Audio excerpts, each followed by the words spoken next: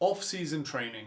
Periodization is the best way to develop an athlete. What I have on the board behind me here is a 12-week macro cycle split into 3 block mesocycles known as block periodization, or also known as a traditional model. If you're thinking about taking your training seriously this off-season, listen up. It's called block periodization because quite obviously there's 3 big blocks of different styles of training.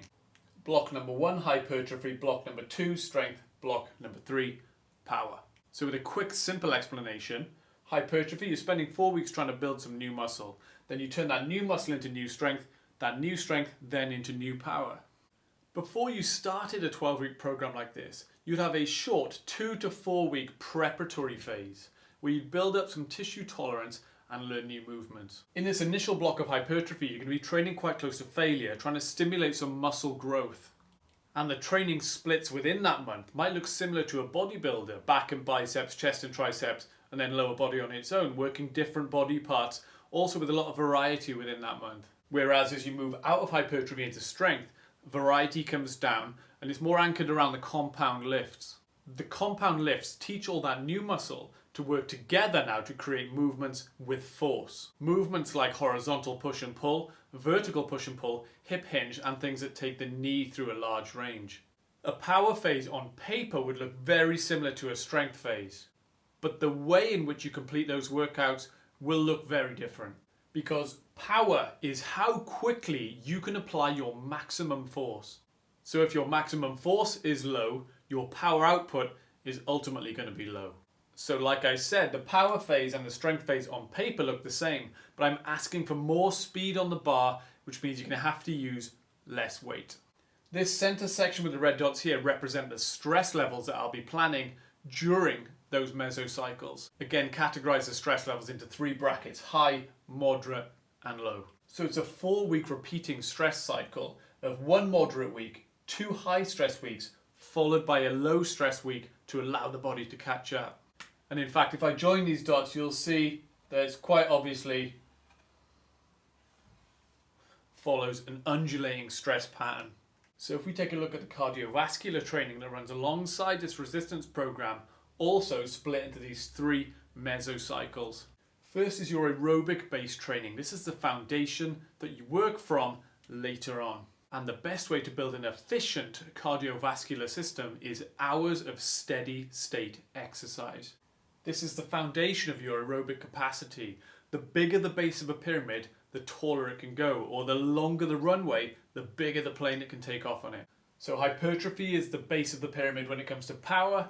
Aerobic capacity is the base of the pyramid when it comes to sport-specific endurance. Then we move into anaerobic training, which is your intervals between, I would say, 1 and 6 minutes, really painful stuff.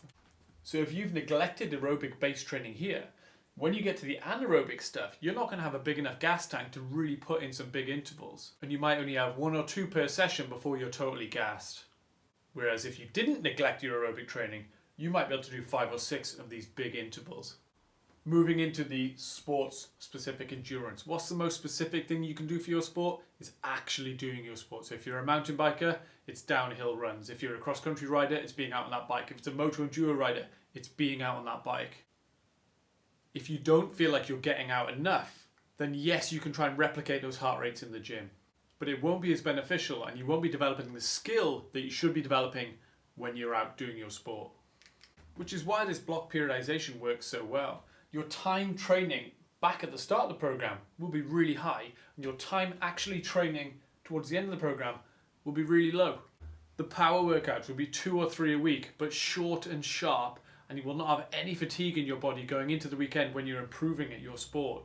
And even though across this particular 12-week cycle, the mesocycles are equated in length, it doesn't have to be that way. You can stretch and shorten different blocks.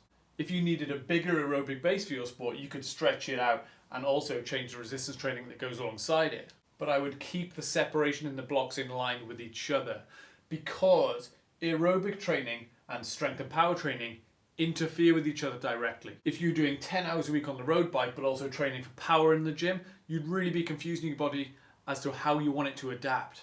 So separating them like this really makes sense. So that's just a small explanation behind a 12-week cycle.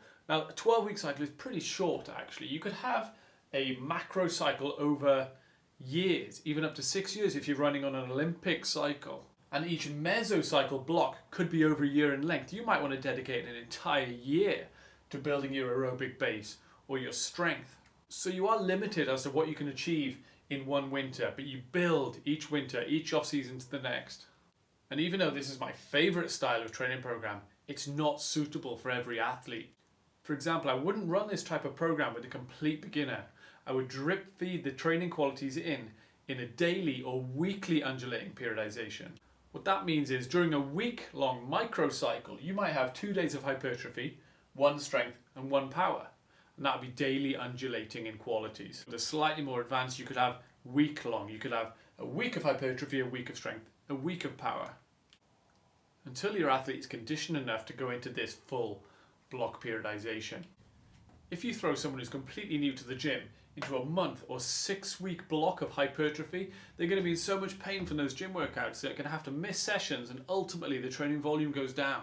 So like I said in the beginning, you start with a preparatory phase, and there's a number of ways you can go from there. You can go into daily, weekly or block periodization like I have behind me here. And like I've said before, you develop an athlete, you build an athlete from the ground up with solid foundations.